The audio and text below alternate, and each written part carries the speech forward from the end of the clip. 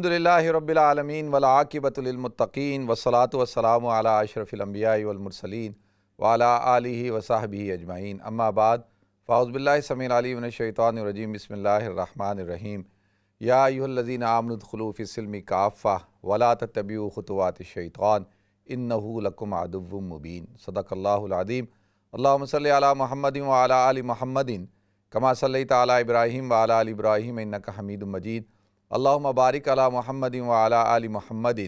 کما بارکت علی ابراہیم وعلی آل ابراہیم انک حمید مجید۔ رب اشرح لی صدری ویسر لی امری واحلل عقدۃ من لسانی یفقہوا قولی۔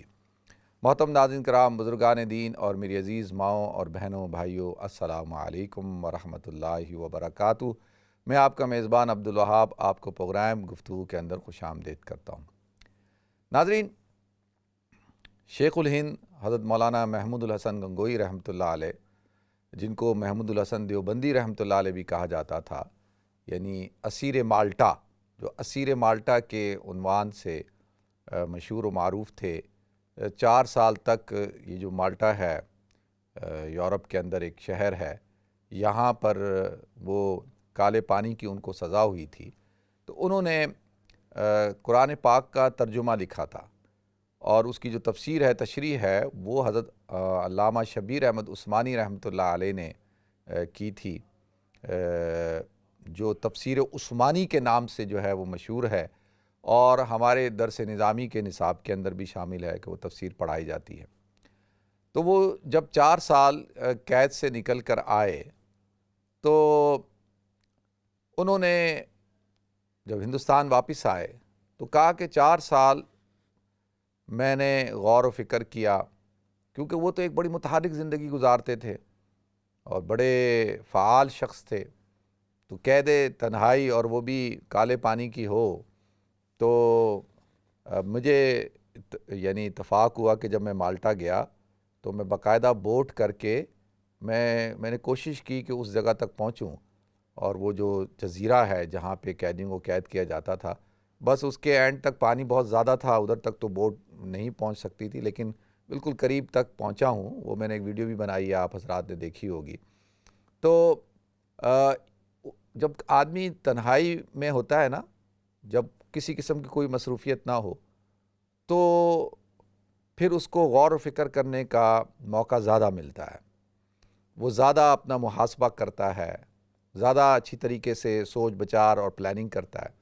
تو وہ کہتے ہیں 4 سال کا نچوڑ میں نے یہ نکالا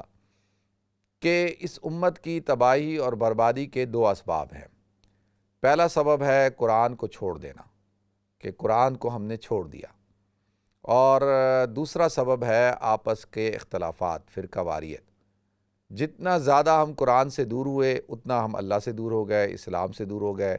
ہمارے اندر رسم رواج، بدعات، شرک اور مختلف قسم کی خرافات آ گئیں، جن کو دین کا لبادہ اوڑھ دیا گیا، اور دین کے نام پر اس کو اسلام کے اندر داخل کر دیا گیا، کیونکہ ہم جب اصل سے ہٹ گئے ہیں تو اب پھر جو دل چاہے چیز داخل کرو، کوئی روکنے والا نہیں، کوئی ٹوکنے والا نہیں۔ اور دوسرا، لوگ جو ہے وہ اس چیز کو قبول کرتے ہیں، کیونکہ جو بدعت ہوتی ہے اس کے اندر ذرا خوشنمائی ہوتی ہے، ظاہری چمک ہوتی ہے، اور اس کے اندر عمل تو کچھ کرنا نہیں ہوتا، تو لوگ زیادہ اٹریکٹ کرتے ہیں اس کی طرف۔ لیکن اگر قرآن کا علم ہو تو بنیادی طور پر پھر انسان جو ہے وہ قرآن اس کی حفاظت کرتا ہے، انسان کے پاس شعور ہوتا ہے۔ تو لہذا انہوں نے ارشاد فرمایا کہ قرآن سے دوری۔ تو ایک کام یہ کیا کہ کہا کہ اب سے میرا مشن یہ ہے کہ جگہ جگہ پہ، ہندوستان کے اندر جگہ جگہ پہ، کریا کریا، گاؤں گاؤں، بستی اور ہر قصبے میں ہر شہر کے اندر جو ہے وہ مکاتب قائم کروں، قرآن کے مکاتب قائم کیے جائیں، بچوں کو بنیادی طور پر شروع سے قرآن پڑھانا سکھایا جائے، قرآن کی تعلیم دی جائے، بڑوں کو قرآن فہمی کے کورس کروائے جائیں، اور وہ قرآن کو جو ہے سمجھیں۔ تو ایک تو یہ کہ جب امت دوبارہ قرآن کے ساتھ جڑ جائے گی تو اللہ تعالیٰ اس امت کو دوبارہ سے جو ہے وہ عروج عطا فرمائیں گے، یہ امت کامیاب ہو جائے گی۔ تو ایک تو انہوں نے کہا کہ ایک یعنی سبب یہ ہے۔ دوسرا فرمایا کہ اس امت کے اندر جو اختلافات ہیں، جو آپس میں فرقہ واریت ہے، یہ بنیادی طور پر اس امت کا ناسور ہے، ناسور سے مراد یہ کینسر ہے، اس کی وجہ سے یہ امت تباہ و برباد ہو گئی۔ آپس کے اختلافات، علاقائی طور پر کہ اس کا تعلق جو ہے آگرہ سے ہے، اس کا تعلق جو ہے دہلی سے ہے، اس کا تعلق لکھنؤ سے ہے، اور یہ بنگلہ دیش کا ہے، یہ بنگالی زبان بولتا ہے، یہ گجراتی زبان بولتا ہے، یہ اردو زبان بولتا ہے، یہ مراٹھا زبان بولتا ہے، اور یہ تو علاقائی اور لسانی جو ہے اختلافات تھے، پھر ذات کے اختلافات، پھر اس کے بعد جو ہے وہ اندر مسلمانوں کے اندر اختلافات کہ بھئی بنیادی طور پر مسلمان فرقوں کے اندر بٹ چکے ہیں، اور اس کا نتیجہ یہ نکلا کہ ہم آپس میں جب اختلاف کا شکار ہوئے ہیں تو ہم کمزور ہو گئے، اور اس کمزوری کا فائدہ جو ہے ہمارے دشمنوں نے اٹھایا، تو لہٰذا اسی وجہ سے آج جو ہے وہ ہم تباہی اور بربادی کا شکار ہیں۔ تو جب یہ بات تو میں نے ضمناً عرض کر دی، کیونکہ جب میں یہ یا ایھا الذین آمنوا ادخلوا فی السلم کافہ ولا تتبعوا خطوات الشیطان انہ لکم عدو مبین، تو میں نے تو اس کے حوالے سے بیان کرنا تھا، بیچ میں حضرت مولانا محمود الحسن دیوبندی رحمۃ اللہ علیہ آ گئے، باقی اصل تو تشریح اس آیت کی کرنی تھی کہ یا ایھا الذین آمنوا ادخلوا فی السلم کافہ ولا تتبعوا خطوات الشیطان انہ لکم عدو مبین، کہ اللہ تعالیٰ قرآن پاک میں ارشاد فرماتے ہیں اے ایمان والو ادخلوا فی السلم کافہ، اسلام کے اندر پورے داخل ہو جاؤ، ولا تتبعوا خطوات الشیطان، اور شیطان کی پیروی مت کرو، اس کے راستوں کی خطوات، اس کے چلنے کی جگہوں کی، اس کے جو نقش قدم ہیں ان کی پیروی مت کرو، انہ لکم عدو مبین، کہ تمہارا وہ کھلا ہوا دشمن ہے، اور دشمن کا کام کیا ہوتا ہے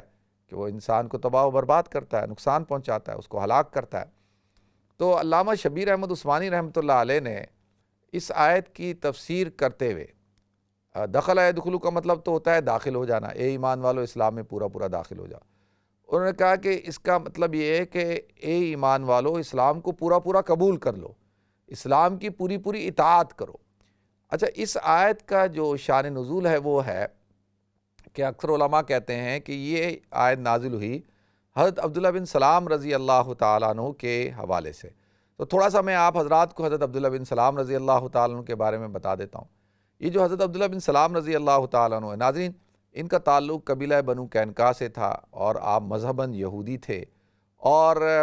حضرت یوسف علیہ السلام کی نسل میں سے تھے، کیونکہ ان کی کنیت ہے ابو یوسف، اور ان کے آباء و اجداد میں ایک شخص تھے جن کا نام یوسف تھا، تو ان سے جب پوچھا گیا کہ وہی کہا کہ میں اس نسل میں سے ہوں، حضرت یوسف علیہ السلام کی۔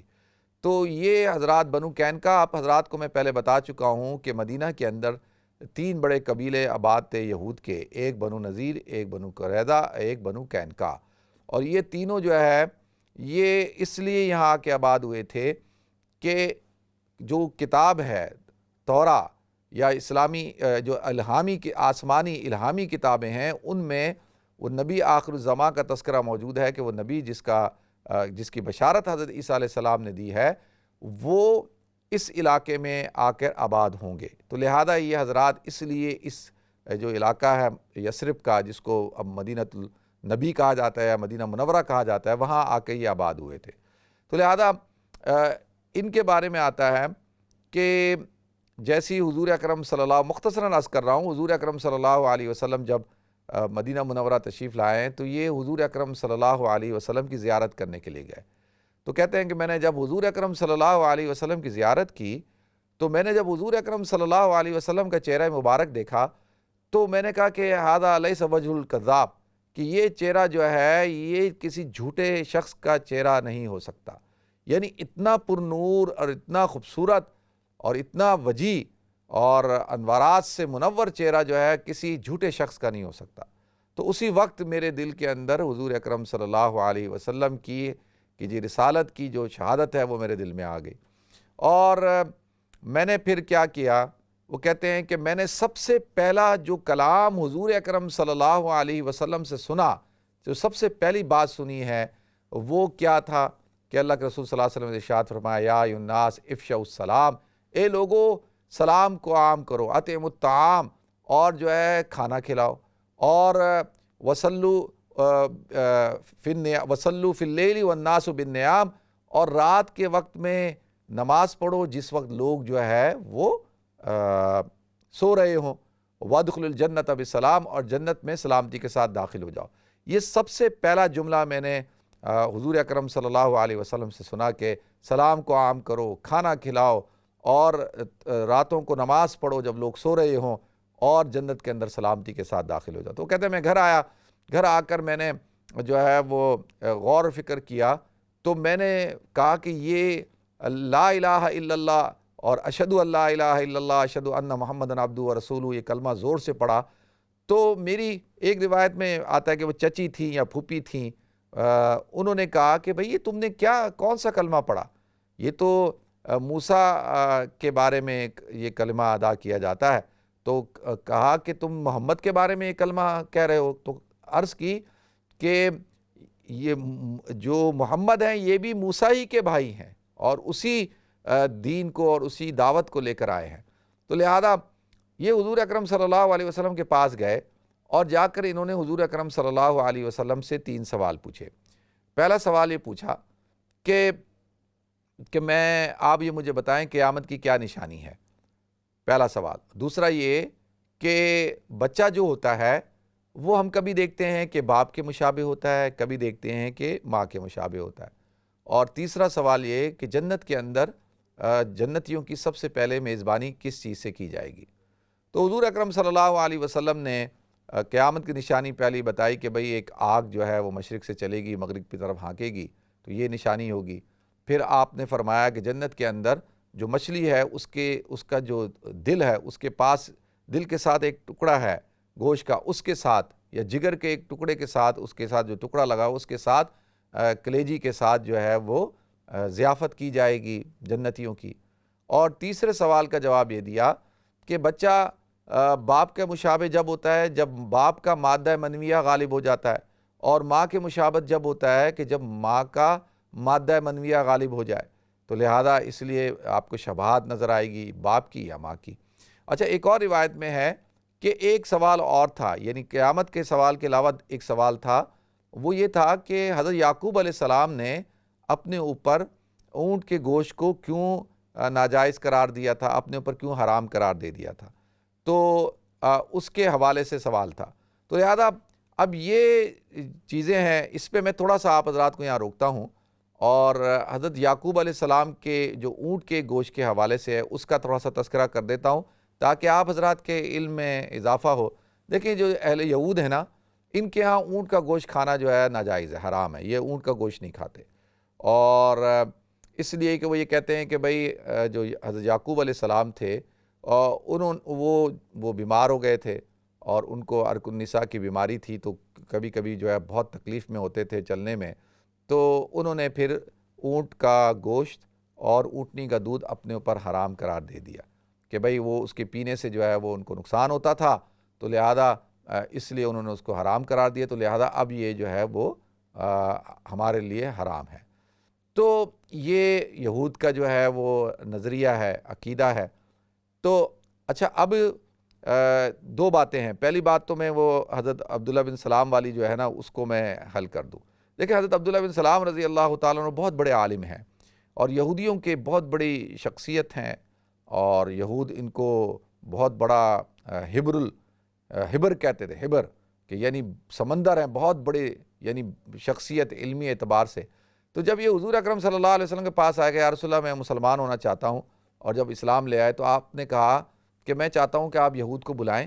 اور ان کو جمع کریں اور میرے بارے میں پوچھیں، پہلے اسلام کی تبلیغ کریں، پھر میرے بارے میں پوچھیں، اور دیکھیں کہ یہ کیا کرتے ہیں، یہ بڑے تہمت زیادہ سے زیادہ بہتان اور تہمت لگاتے ہیں۔ اگر ان کو پتہ چل گیا کہ میں مسلمان ہو گیا ہوں تو یہ میرے بارے میں بہت بری رائے قائم کریں گے، باتیں کریں گے، پروپیگنڈا کریں گے، تو لہذا میں چاہتا ہوں کہ پہلے ان کی اصلیت آپ کے سامنے آ جائے۔ تو حضور نے سب کو جمع کیا اور یہ پردے کے پیچھے جا کے کھڑے ہو گئے۔ حضور نے ان کو دعوت دی اسلام کی، اس طرح سے بات چیت ہوتی رہی۔ پھر ان سے پوچھا کہ بھئی تمہارا یہ جو عبداللہ بن سلام ہے، جن کا نام حسین تھا، صاد سے حسین بن سلام، حضور نے کہا نہیں تمہارا نام حسین نہیں بلکہ یہ صاد سے ہے کہ تمہارا نام عبداللہ ہے۔ تو انہوں نے کہا ہاں میں عبداللہ ہوں، تو پھر اس وقت سے انہوں نے اپنا نام عبداللہ رکھا۔ تو کہا کہ یہ جو عبداللہ بن سلام ہے، حسین بن سلام، اس کی کیا حیثیت ہے تمہارے قبیلے میں، تمہاری جماعت میں؟ وہ کہا تو بہت بڑا رجل عالم، رجل فقیہ، وہ تو بہت بڑا عالم ہے اور بہت بڑا فقیہ ہے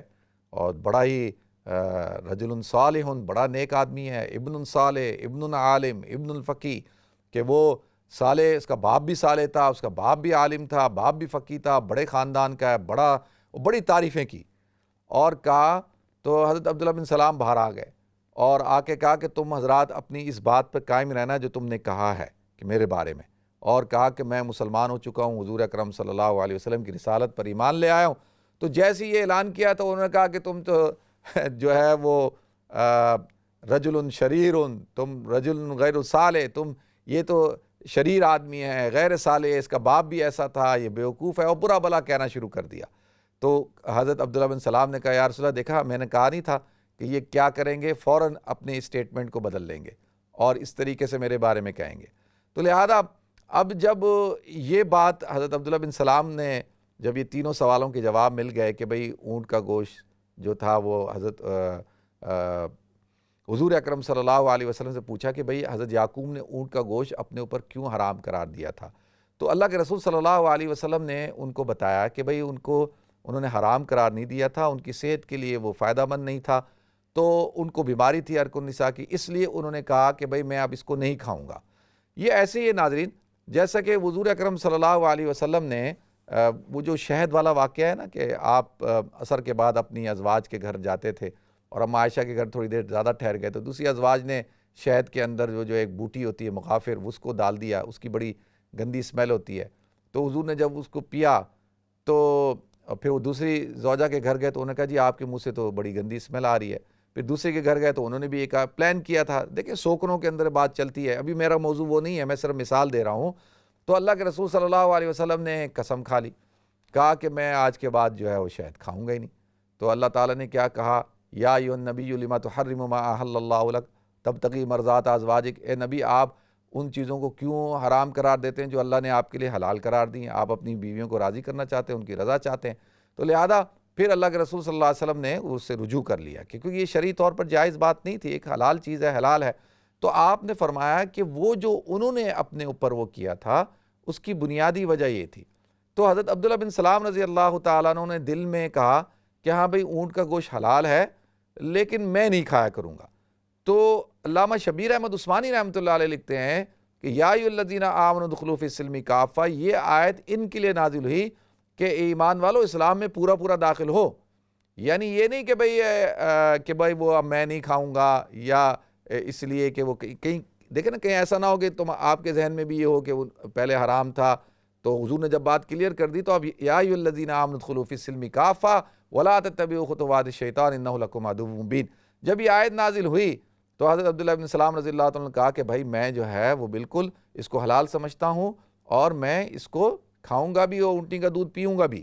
اچھا دیکھیں ایک چیز ہوتی ہے، میں یہ عرض کر دوں تھوڑا سا ضمناً، کچھ لوگ ہوتے ہیں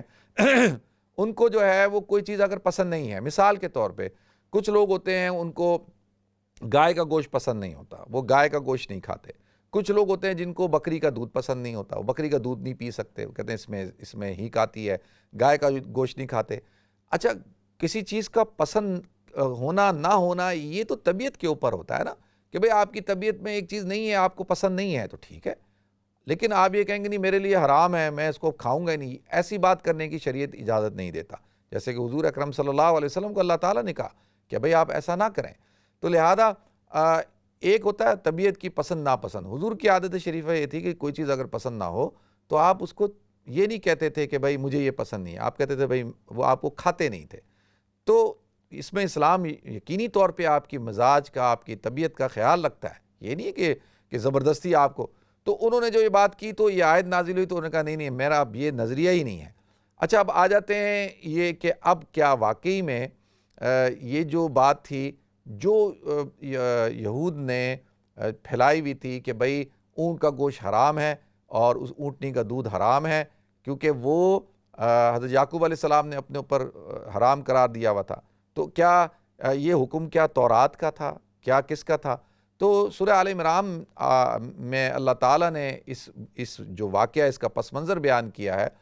سورہ آل عمران کا جو چوتھا پارہ وہ تو شروع تو ہوتا ہے لن تنالوا البر حتی تنفقوا مما تحبون وما تنفقوا من شیء فإن اللہ بہ علیم۔ کل الطعام کان حلا لبنی اسرائیل الا ما حرم اسرائیل علی نفسہ من قبل ان تنزل التوراۃ قل فأتوا بالتوراۃ فاتلوها ان کنتم صادقین۔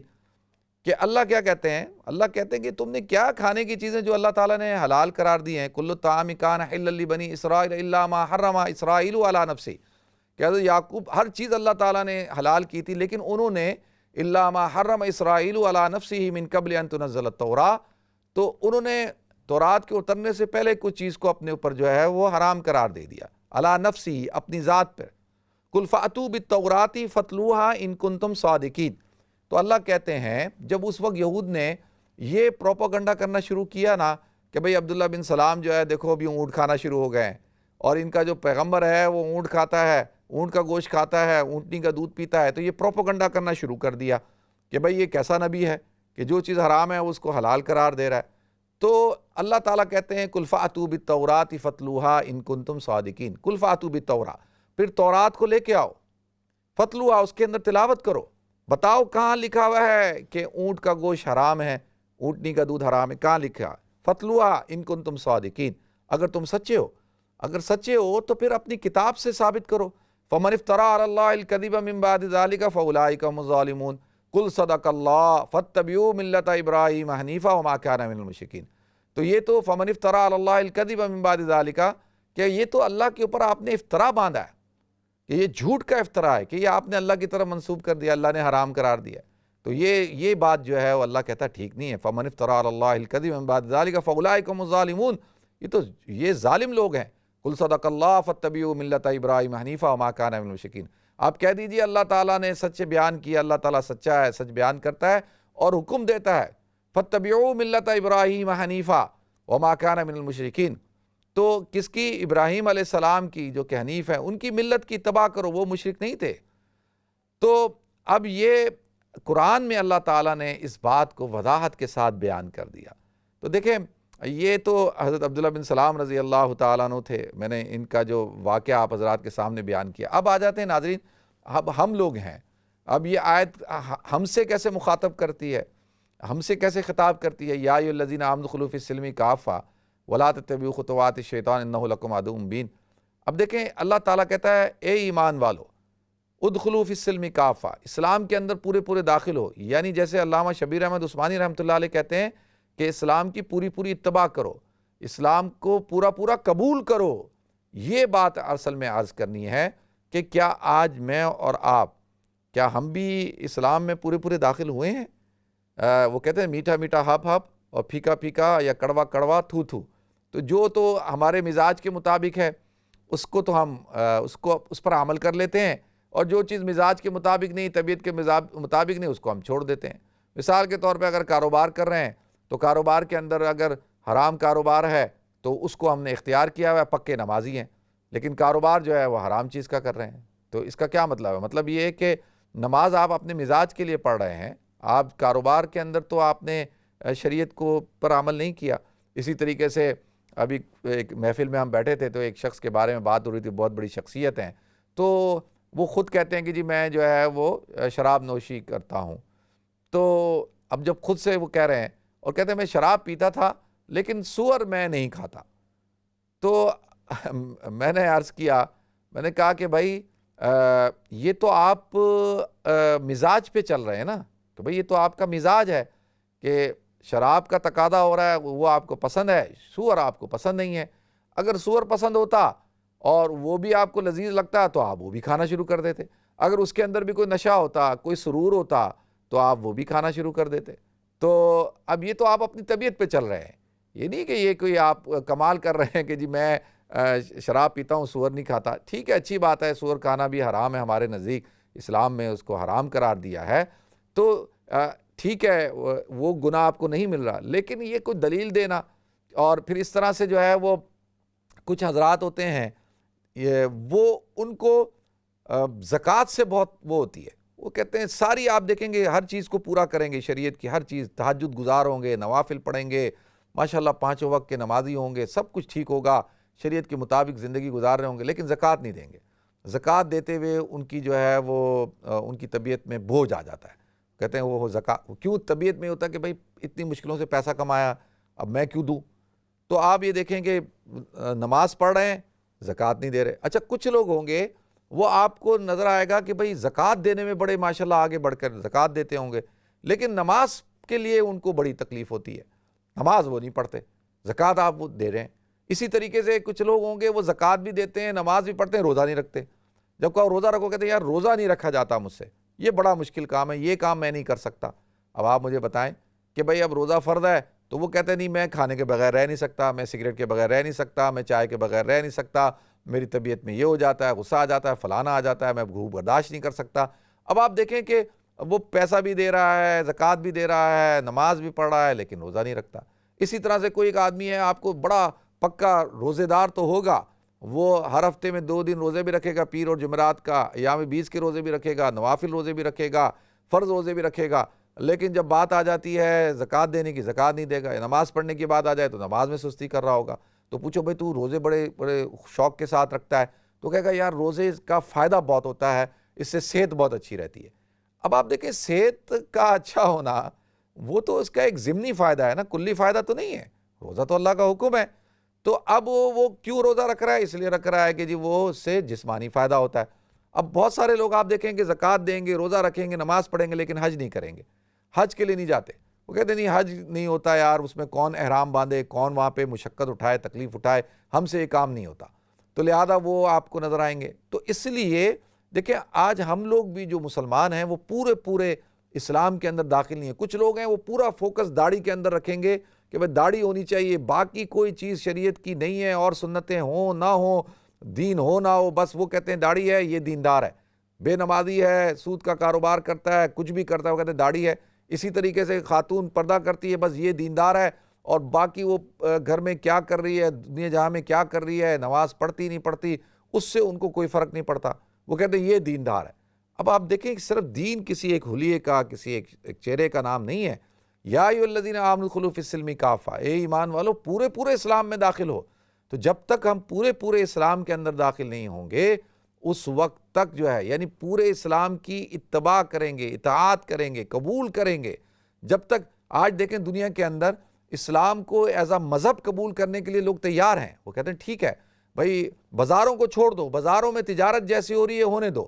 پارلیمنٹ کو چھوڑ دو، جیسے چلتی ہے چلنے دو، حکومتی اداروں کو چھوڑ دو، ہمارا جو عدلیہ کا سسٹم ہے اس کے اندر جو لا چلتا ہے غیر اسلامی چلتا ہے چلنے دو، لیکن قرآن اور حدیث کو بیچ میں مت لاؤ۔ تو وہ کہتے ہیں یہ ایک آپ کا انڈیویجول معاملہ ہے۔ تو اس کا مطلب کیا ہے؟ یا ایھا الذین آمنوا ادخلوا فی السلم کافہ، اے ایمان والو اسلام میں پورے داخل ہو جاؤ۔ تو اللہ تعالیٰ مجھے آپ کو ہم سب کو توفیق عطا فرمائے۔ وآخر دعوانا الحمدللہ رب العالمین۔